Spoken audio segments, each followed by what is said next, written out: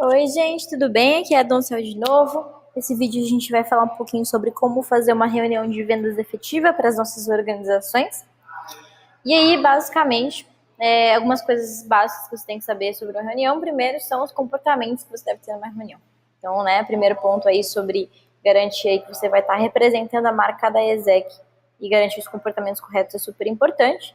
Então, mantenha sempre contato visual com a pessoa, com o que você está vendendo, cuidado com a expressão facial, preste atenção na sua postura corporal, sorria e sempre mantenha um tom de voz agradável, garanta que a tua comunicação verbal não vai ter gírias, né? Vai ser uma comunicação verbal um pouco mais formal, podendo ser adaptada de acordo com o público, mas sempre mantendo o profissionalismo da ESEC.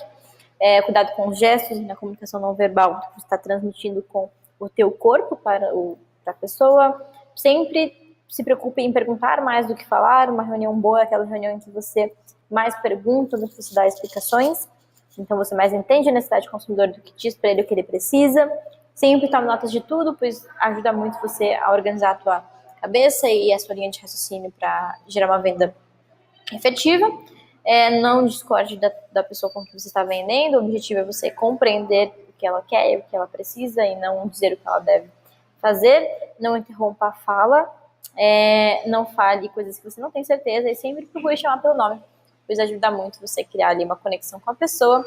Checklist básica de como funciona uma reunião de vendas, né? Então, primeiro a gente inicia se apresentando, realizando um quebra-gelo para que a gente consiga estabelecer uma conexão com aquela pessoa que não seja meramente profissional. A gente apresenta a agenda, né, da reunião, então o que a gente vai falar hoje, quais são os objetivos dessa reunião. A gente inicia fazendo um diagnóstico, né, através das perguntas que a gente chama de uma técnica que chama Spin Série. A gente realiza um diagnóstico de o que aquela organização precisa e como a gente pode ajudar através dessas perguntas. E depois a gente apresenta o programa, quais são as responsabilidades, os preços e valores, para que ela entenda exatamente o que a gente está tratando e, enfim, qual realmente é o produto. E a gente garante, durante a reunião, que a gente vai retirar todas as dúvidas possíveis e a gente vai aí quebrar as objeções em relação à compra do produto. E, principalmente, não existe nenhuma reunião de sucesso que não exista próximos passos. Se você não alinhou os próximos passos, você perdeu uma reunião. Então, garanto que você vai ter muito claro quando você vai fazer um follow-up e em qual momento e o que vai acontecer. Se existe algum outro ponto que deve ser tratado antes de finalizar o contrato, como falar com o sócio e tudo mais. E envie um e-mail de proposta, né, após a reunião e garanta que essa proposta vai ser aceita ou negada no prazo de 15 dias. Deixar isso muito claro para a organização. Normalmente, uma reunião dura no máximo ali 1 hora. Menos que isso, você provavelmente não fez um bom diagnóstico. Mais do que isso, provavelmente a pessoa não está mais prestando atenção em você. Uma conversão boa de reunião para negociação, ou seja, quando a pessoa aceita continuar com o processo de negociação é de 60%. E o mínimo é que cada membro tenha 3 reuniões por membro na semana. E aí a gente tem uma taxa de desmarcação de reunião, que é de eu marcar a reunião e a pessoa não aparecer, que é em torno de 15%. Show? E aí, primeiro ponto para uma boa reunião é o que? A preparação. Garantir que eu sei o que eu vou fazer lá, garantir que eu sei exatamente como eu vou me portar, o que eu vou falar, para que eu tenha um diagnóstico efetivo. Então, primeiro eu pesquiso sobre a organização, sobre qual que é o estado atual daquela organização e também sobre a pessoa com a qual eu vou conversar e, enfim, quais são os objetivos, as necessidades dela naquele momento. Uso muitas redes sociais para isso. Coisas que eu preciso saber da minha reunião.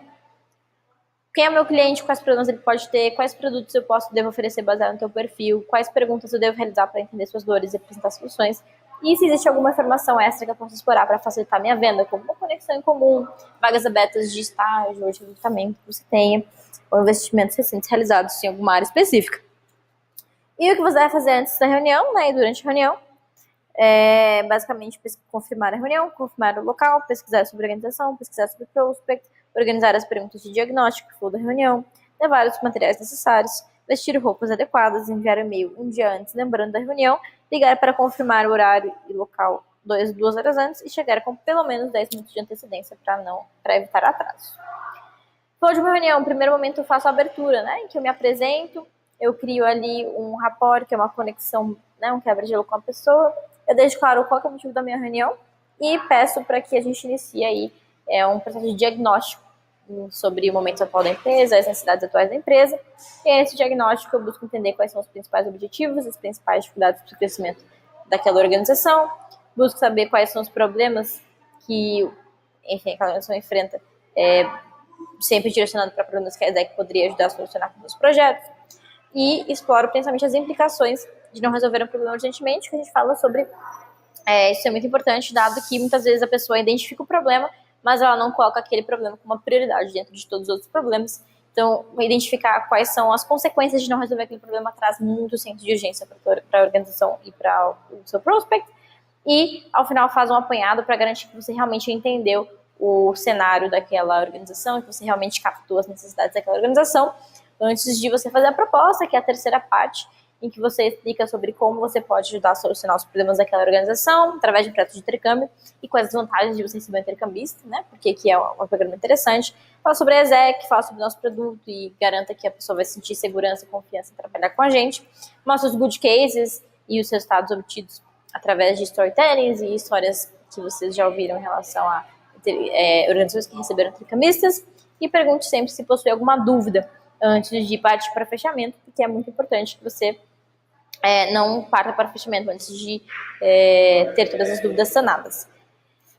Quando vai chegando no fechamento, então você explica quais são as próximas etapas, deixa claro quais são as responsabilidades de cada um, utilize sempre gatilhos mensais explicando sobre a nossa timeline, sobre o senso de urgência que a gente tem que fechar os contratos e por quê, quais são as consequências de a gente não fechar os contratos tão rápido. Fala sobre pricing, explicar bem claro o objetivo das taxas para que ela entenda o que ela vai estar sendo cobrada, no caso de GE e GT, e sempre deixe claro os next steps e sempre envie um e-mail com um briefing, né, da reunião que você fez as anotações, com todo o output da reunião, para que aquilo esteja registrado e aquela pessoa não esqueça de tudo que foi conversado.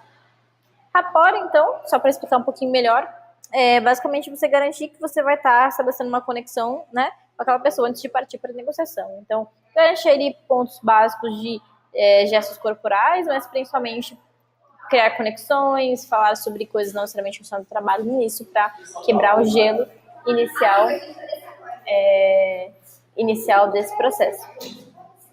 E aí, depois a gente começa aí com o que a gente chama de spin setting. O que é o spin setting? Basicamente, spin setting é uma metodologia que traz orientações sobre como que a gente consegue realizar esse diagnóstico e como que a gente consegue garantir que a gente vai estar fazendo uma venda consultiva e não uma venda, né, explicativa. E aí, por que ele é tão importante? Porque quando a gente induz o nosso cliente a um tipo de resposta, quando ele mesmo se dá a resposta, é muito mais fácil ele ser convencido do que caso eu diga o que ele precisa, eu diga o que ele tem que fazer.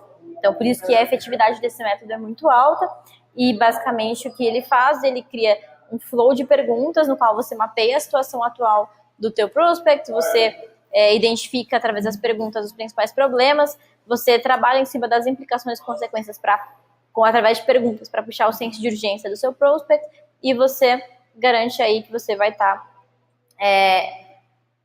confirmando a necessidade da solução que você tem hoje através de perguntas.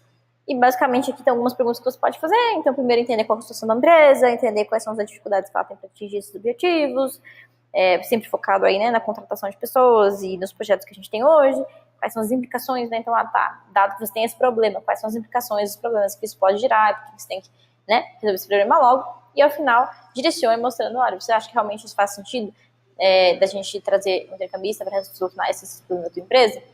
Você acha que seria benéfico? Então, validar ali a solução ao final.